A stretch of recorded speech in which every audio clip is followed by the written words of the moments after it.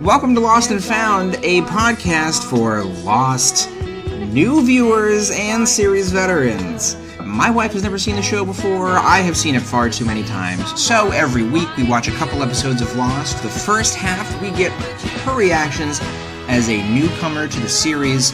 The second half, I and sometimes a guest discuss the episodes in the context of the series as a whole. My name is Jake. Hi, Jake. And who are you? Oh, I'm sorry. My name is Christina. Hi, Christina. Hello. You know what's weird is that we don't use each other's names all that much. I know. We use shorthand, and so whenever you say my name, it's like, oh, I should pay attention. Say my name. And whenever you sing that song, I really start paying attention.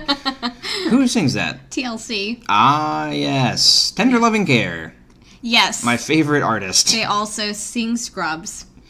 My favorite show. Never seen a single episode of Scrubs. I like that show. I tried. I thought it was obnoxious. But who am I to talk? We make this show. Hey, I must like them obnoxious then. Yeah, hey, why are we beating around the bush? This is a big episode. Huge. This is massive. We found out what's in the freaking hatch, baby! Oh my gosh! This guy's in a bunker. There's a guy in a bunker. Let's get into this. We watched 3 episodes, which is shorthand for 3 episodes. Which is how we address each other in shorthand. So you're like, Jakrites. And you're just Kreitz, because Christina Kreitz is kind of alliterative. And so Kreitz, let me tell you something. Okay, Jakrites. We watched 3 episodes. Man of Science, Man of Faith, which is episode 1, Adrift, which is episode 2, and Orientation, which is episode 3. And despite Man of Science, Man of Faith being a season not finale, a premiere. More shorthand. Yes. Not a ton happens from, like, a plot standpoint, I would say, compared to a typical episode of Lost. Oh, yeah, definitely. I think it's just more about them working up the courage to go into the hatch. It's much more lingering suspense. And I was looking on the website of our arch enemy, the show, Lostpedia. I like how we have a arch enemy. I think so, too. A lost enemy. It makes you focus. A lostomy. A lostomy bag. You know, I was looking at that colostomy bag of a website, Lostpedia. I think that works really well for what it is. Sure, you know what? Because it is literally a plastic sack of crap. It noted, and who knows if it's correct, but I had just assumed that the first 2 episodes of season 2 were back-to-back, like aired back-to-back, because...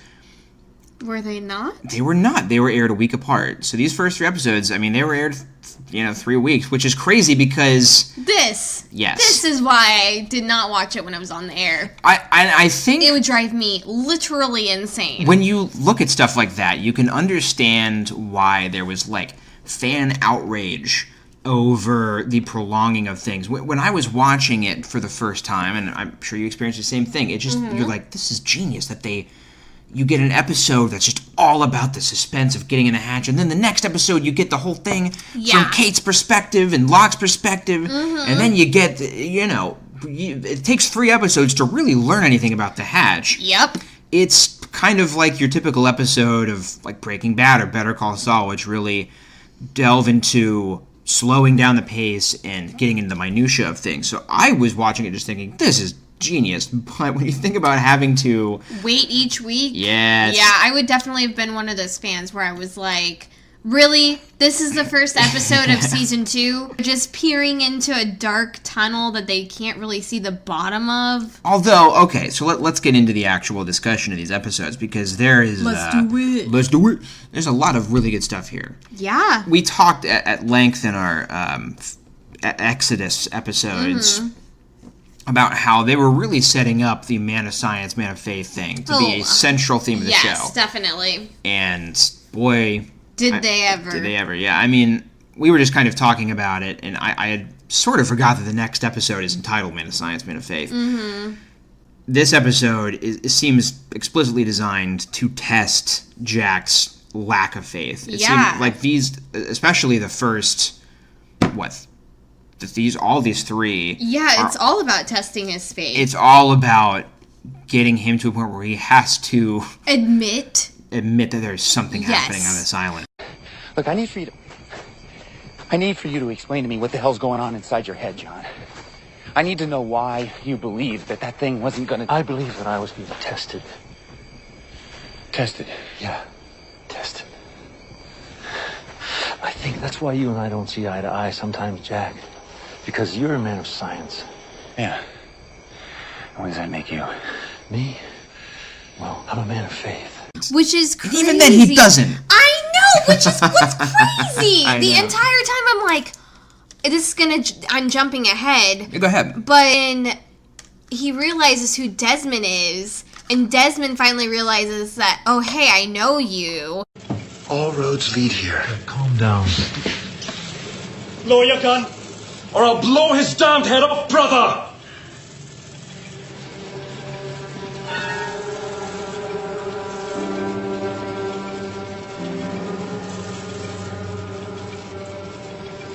You.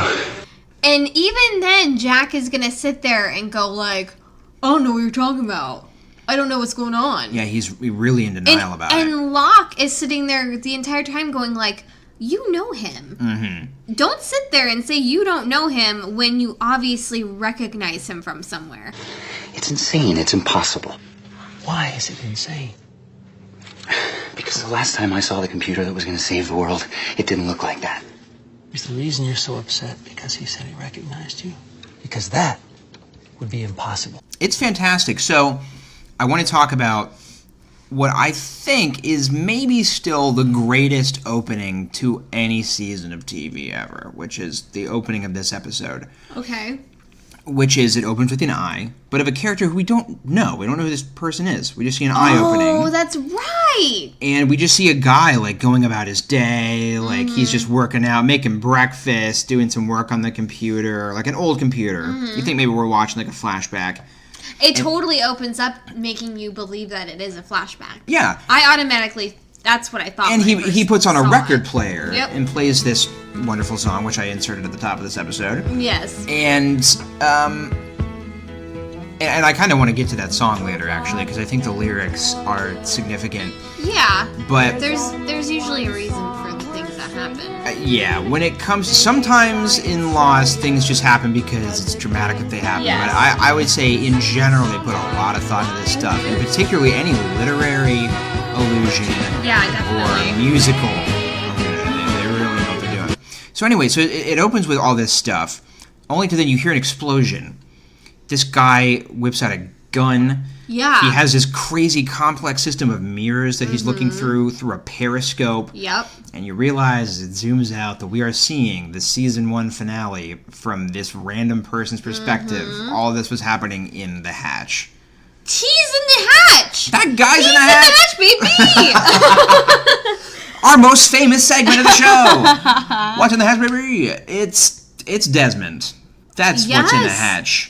Which, is it in this episode that we learn that Desmond and Jack meet each other? Yes, so all of this flashback, this Jack back, I'm so sorry. Come on, get with it. Or Flashjack. I like Jack back. I like Jack back too. I don't like Flash Jack. Agreed. Reminds me of Flapjacks for some reason. That's funny. For listeners at home, Christina kind of does the Elaine get out thing and like pushes me, but it's great. It's much more loving. You don't I don't push me. you out of the chair. No. The moment that starts happening. I'm far too strong. Yeah, that's what's in the hatch. Oh, okay. We're talking about the flashback. Oh, yeah. So this flashback seems kind of innocuous at first. I mean, it's Jack with...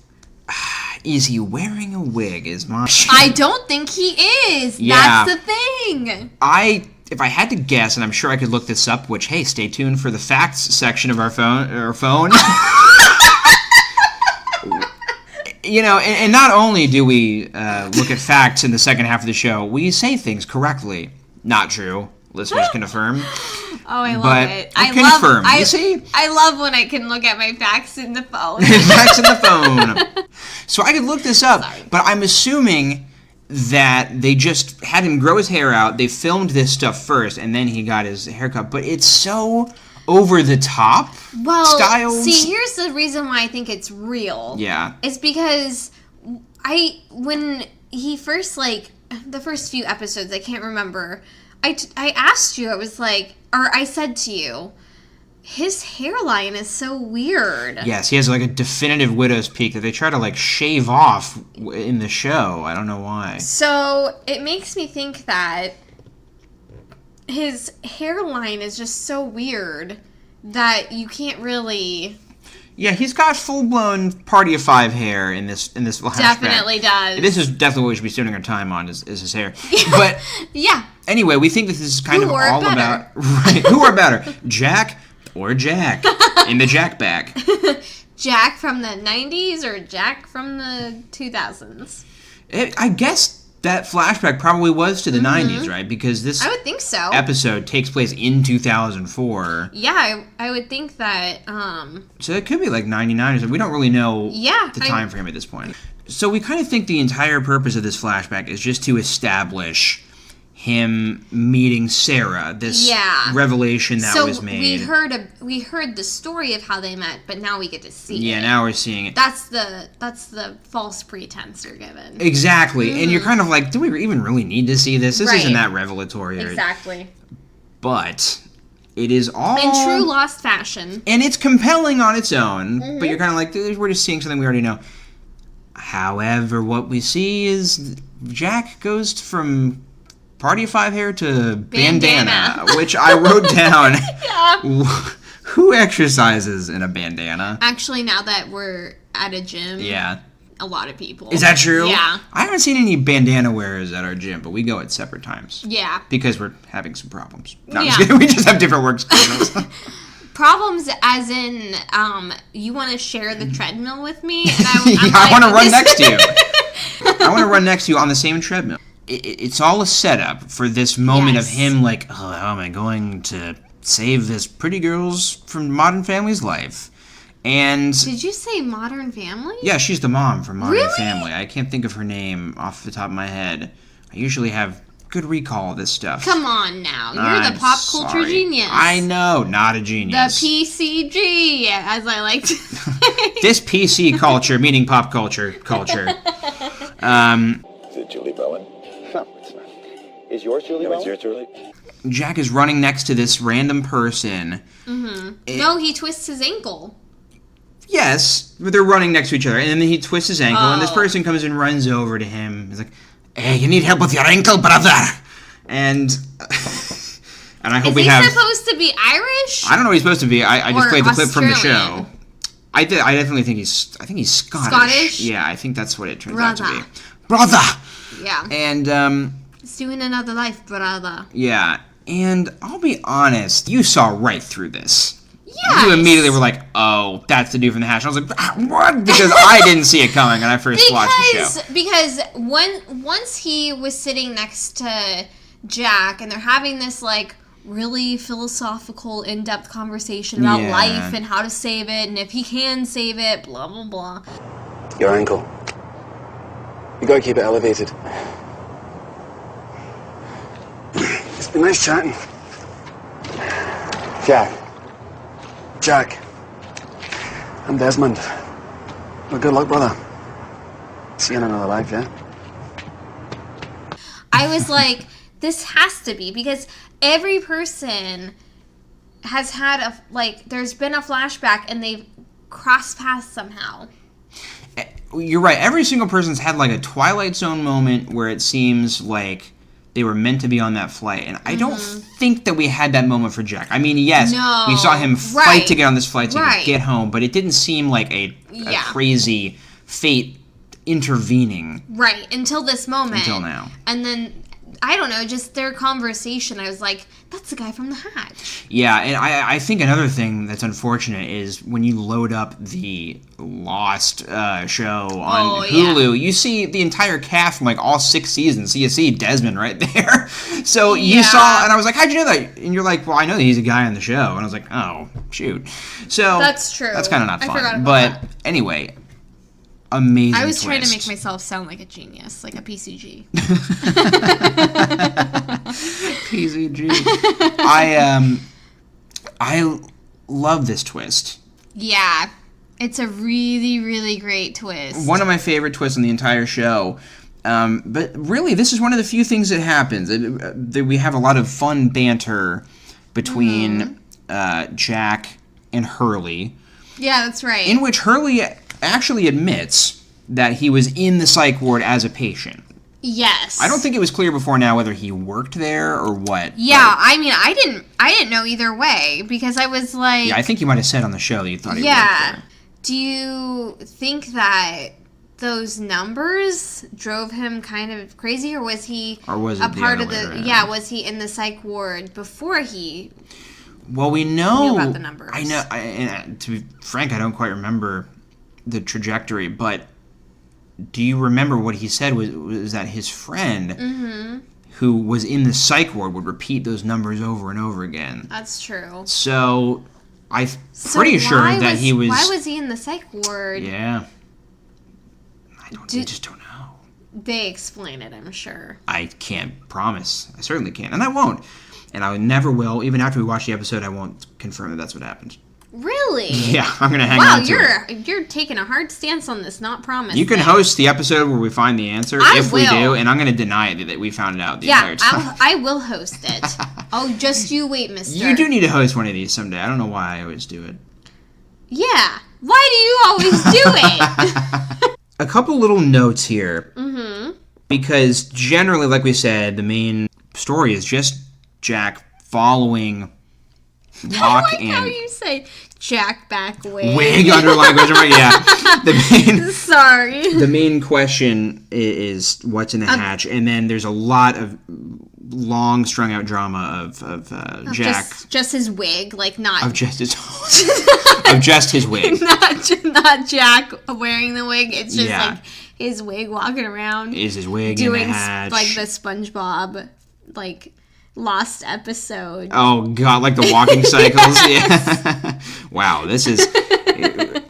I forget. I've been going back and editing this episode. So many '90s references. I don't know who's listening to the show. It's either fun or insufferable, or just bland. Which is we haven't really got a lot of reviews yet, so we'll see.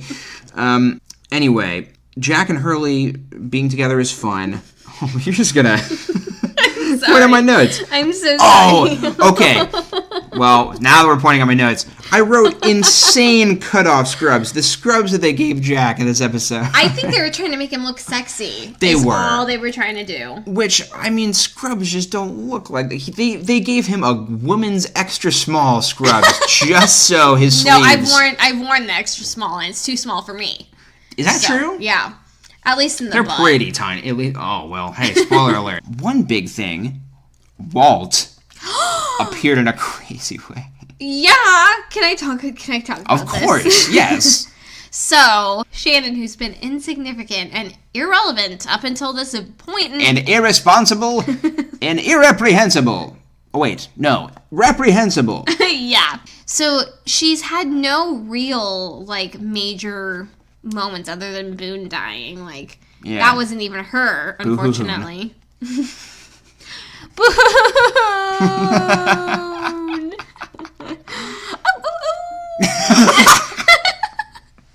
She loses Vincent in the jungle. That's right. So is it her and Saeed? They're like searching and trying to find the dog because she's like, oh my gosh, can't find the dog. Walt gave me this dog and I've lost him already. She's freaking out.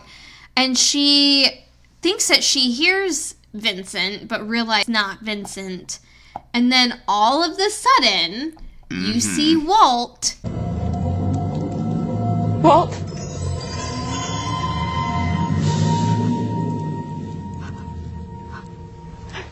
What are you doing here? Shannon! What is it? In a life jacket, and he's just sopping wet. Yeah. But they're not anywhere near the beach. He's just wet. Nope, they're in the middle of the jungle. Yep. He's soaking wet. And he just is whispering unintelligible things. Like, all you hear is... Yeah, I don't think that you can hear what he says. No, not at all. Yeah. When I first saw it, it was only his mouth moving that I could understand what was happening. Yeah. I could not understand any sort of sound or word or anything that he was trying to say. Now, he says something backwards, but I'll get into that in the spoilers section, because it's like, it's kind of an iffy spoiler. I don't know what the line is, so I'm going to talk about it there. So, have fun being tortured with not having the knowledge of what he says. But the looks you gave me, I tell you. If only looks could kill. Yeah, I will be dead every episode at some point. Yeah. Lots of friction between Jack and Locke as Jack is trying to console everybody, tell them they're going to make it through the night, everything's fine, they're going to get to the hatch in the morning, and Locke's like, I'm going to go now. I'm just feeling it. I'm going down there. Locke does his own thing. And Jack says, it's really frustrating that Jack tries to keep him within the Locke's a free boundaries. spirit. He says, how about you pack it up, Joan? Boy, all their scenes together are so fraught with tension. Yes, and that, again, I think that it only solidifies as this show progresses how much I love Terry O'Quinn. Oh my god. As an actor. Why isn't he the biggest movie star in the universe? Because we have people like Zac Efron. Or Dwayne "The Rock" Johnson in his same movies he always makes all the time. Oh, like boy. Rampage. He's so fun. How could you not like Dwayne "The Rock" Johnson? You see, sometimes he's like an angry guy who sometimes makes quips. And sometimes, but he has big muscles, so he's an action star. But sometimes he's in a comedy, and it's funny that he has muscles, because normally he's not. You want to know who he reminds me of? Yeah. Terry O'Quinn, because he's bald? No, I was going to say Ron Burgundy. You were going to say Robin Williams. No! Ron Burgundy, because Dwayne "The Rock" Johnson reminds me of somebody who only reads what's on the teleprompter Yes. And doesn't put any sort of real emotion or anything. I will say, rare moment of self-awareness with Jack, where he goes back to Sarah, who's in this terrible car crash, and all the while her boyfriend is being terrible. a complete douche. You can tell that he's gonna bounce Yep. on the marriage. His first question is like, "Hey, when can we bone?" And he's like, "Hey, man, You might not ever get to. be a chill bro for 1 second." You might have to just use your hand to get through those moments. That's right. But Jack, in this rare moment of self-awareness, as he comes back and he's really sweaty from running. Yeah. He's doing the tour de stairs or whatever the French thing he's doing is. And she's like, why would anybody do that? And he says, I'm intense. Yeah. And I like that. I like that he at least understands that he's intense. But it's funny because when we saw the flashback of him and Sarah, like the night before their wedding or whatever. Yeah. I felt like his dad had to tell him that he was intense. Again, I guess maybe we all need reminders of our own intensity. Yeah, of our personality, quirks or flaws, because I feel like that's. Yeah. He said if you're not committed. He says commitment makes you tick. But that's an intense thing. That's like.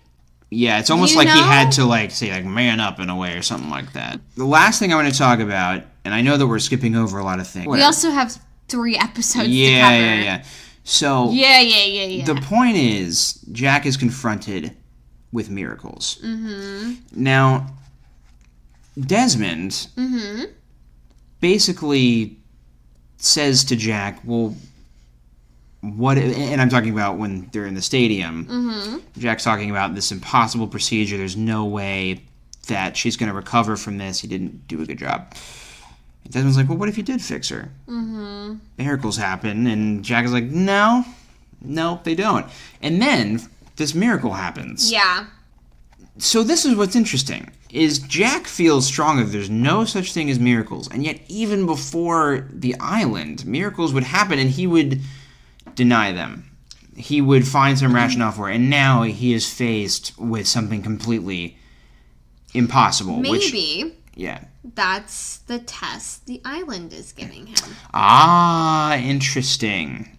Because I think that when you're just living life, and as a doctor, you can always just find ways to explain things.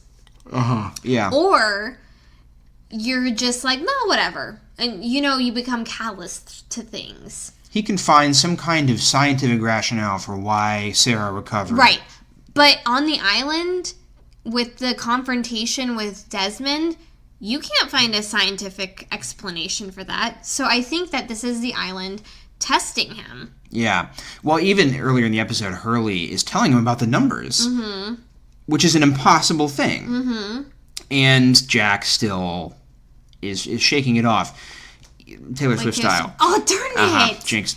So, basically, I think you're right. I think this is, in a way, the island's test to Jack.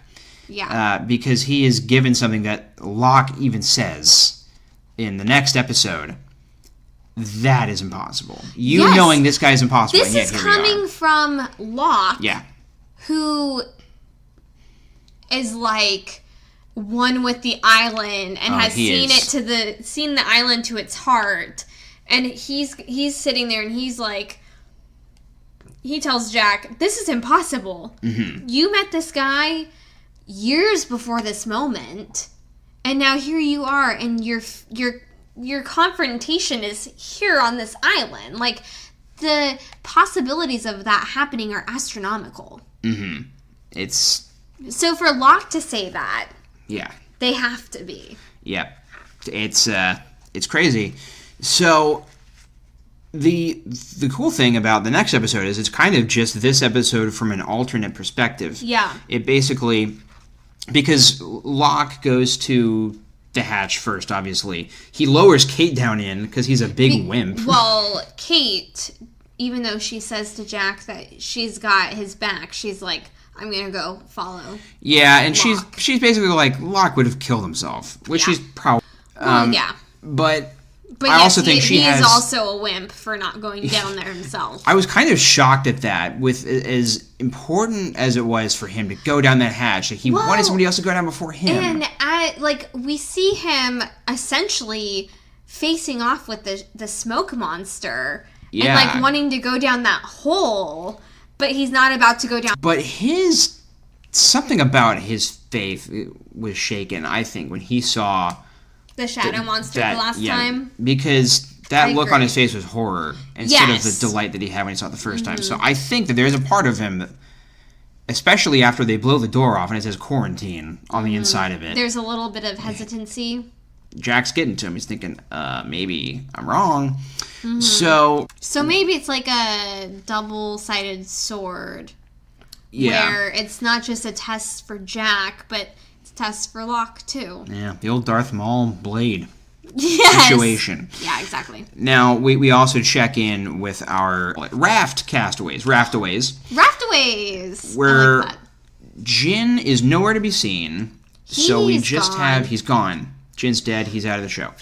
Now, we also have, though, Sawyer and Michael floating side by side. What's up, sweetie? I was just going to say, how did Jin make it to the island in time? Like, in such a... They all ended up, like, on the ocean. The raft destroyed. Right. Jin's nowhere to be seen. And yet, he makes it to the island and is captured by the others. Yeah, that was... And it took, like... And then Michael and Sawyer wash up on shore. Right. The How time did frame that is confusing on that. I don't think we know how long any of them were out there. Well, I'm confused because even if they were out there at the same time, essentially they would all wash up on shore at the same time. So does that mean that Jin just got captured by the others and that's why he was able to break away and meet them on the shore and say, Others! sorry, I'm jumping way ahead of myself. No, yeah. Maybe the show will answer that.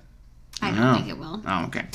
But yeah, good question. I don't think it will answer that aspect of my question because it's too specific and not specific to the plot line of the show. Well, basically the entire time that they're out there, they don't see Jin, so he might have, in that explosion, just gotten completely separated from them. Maybe he flew all the way up in the air. He ran into a hawk, and the hawk carried him to... He landed in a car, which he crashed into a skateboard. The skateboard ran into the woods. Anyway, okay, so this is a Michael flashback episode. Whatever with this nonsense. I don't like this flashback. I think for multiple reasons. Yeah. Well, I can see the importance because you get to see like how much he's always loved Walt, and he lost him one time, and now here he is again. He's lost him again. Yeah. But I just don't like the coercion of emotions that they're trying to get from you. They're trying to coerce. What a phrase, coercion of emotions. This is something. I feel like I'm being coerced into liking Michael. Yeah, I liked what you said, because it is like, guys, you should care about Michael. Everything is about him is sad. You care about him, and it's a little much. I don't like that.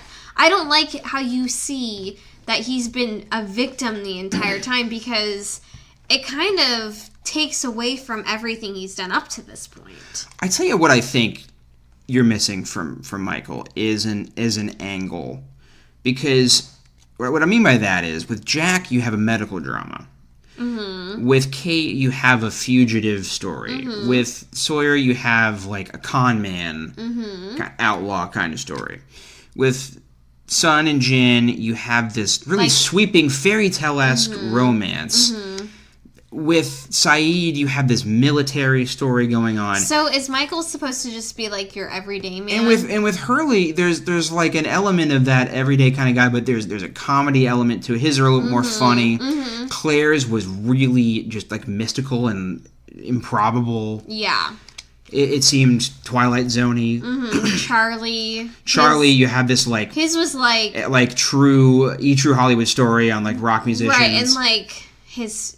I would think, like, religious man to, like, downfall, essentially. Yeah, that's true. Yeah, you have that element of it. And Michael's, it is a very simple thing that happens, in my opinion. Like, we know of one thing that has ever happened in Michael's life, which is that his wife, or not even wife, his longtime girlfriend left him and took the kid and moved away, and then Michael was sad forever. Yeah, seriously. And then what all we know. So I kind of want, I guess to make it more complicated, because everybody's backstory seems to be complex. Was there something mystical or weird or coincidental about his wife dying and how she died? Yeah, we don't know yet. Yeah. But it's, you're seeing all these different stories with Jack. You're seeing these different stories with Kate, all the characters. Mm-hmm. But this one, this is the second Michael flashback, and we're seeing basically the same thing as last time. We really are. I think that's the mistake of it. That's also why I didn't like it, because I'm like, we know that she took Walt, whether Michael wanted it or not. Yeah. Why do we actually need to see the court proceedings of this happening? So I'll tell you what I think the point of it was in the context of the episode. Enlighten me. I will. Okay. It'll be like an episode of the show Enlightened. In that it's canceled. I was just gonna say I've never seen it. Not me neither. That's why I got canceled. Yeah. So we're the only two people. If we would have watched it, it may not have been canceled. The executives were saying if 2 more people watched it, we wouldn't cancel it. So I feel personally responsible. So anyway, the first thing that Michael needs to do is take care of himself. Michael was so concerned with getting Walt without realizing that he had no life to offer Walt. He was a starving artist. Mm-hmm. He had these crazy medical bills. He was barely making the rent month to month. He wasn't taking care of himself. Mm-hmm. And that's what's happening now in the island as he's floating out in this raft. As he's killing to get to Walt, but what he needs to do is make sure that he himself is safe enough to even save his son. So I get that's what they're going for, but I just think it was not all that thrilling of a flashback. It wasn't. We spent a lot of time yelling about it, but that just wasn't that great. And I guess I don't really like this episode because it's literally just Sawyer and Michael hating each other and blaming each other for where they are. I did write down Michael and Sawyer are babies.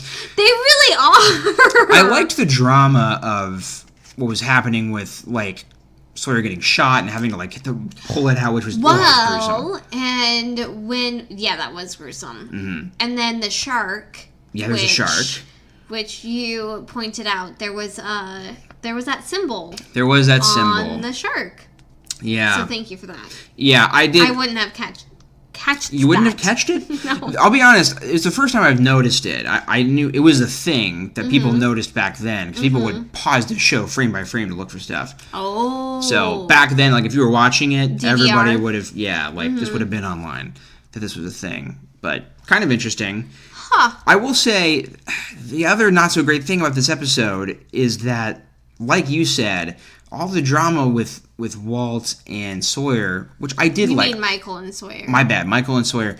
I did like their interplay, and I liked them kind of not shedding a positive light. Like, they didn't shy away from the fact that these two are being a bunch of man babies right now. And that was okay, but I just don't like watching that. Yeah. Like, you on the island were so, like, you wanted everybody to think of you as a man. That's why Sawyer did what he did when he was on the island. That's why Michael built the raft, was to show that, hey, we are survivors. Yeah, they're definitely like macho men on the island. And then here we are, and they've been defeated, and the only thing they can do is blame each other. Bunch of and I don't want to see crybabies. that. Yeah, it's kind of the thing I was going to say was not so great about it is that it's clearly just them in like a swimming pool with all the lights turned off for an hour. Like it just it doesn't look great. It's not the most compelling conflict. No. But anyway, that's Hey, you know what, Lost producers? A for effort. A for effort. And I'm going to say that there's some really cool stuff with the hatch, seeing the other side of the conflict. That's the only compelling part of that episode. Yeah. Like, every time they would flash over to Michael and Sawyer, I'd be like, no, go back. I want to know what's happening with the hatch. I don't care about them. Yeah. Not till the end of the episode. I think that's the other happening. right. And I will say the first thing that happens is Desmond, he's got Kate. He says to Locke, "Are you him?" Are you? Are you him? Yes. Yes, I am. I can't believe it. You're finally here. Well, here I am. Who's she? She's with me. What did one snowman say to the other snowman?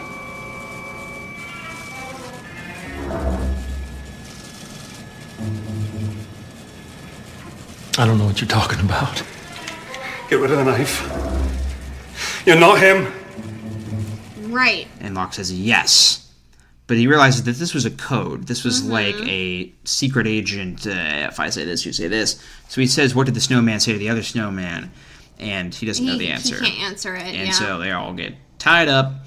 They explain to Desmond that they crashed there in a plane, but he didn't believe it. Yeah.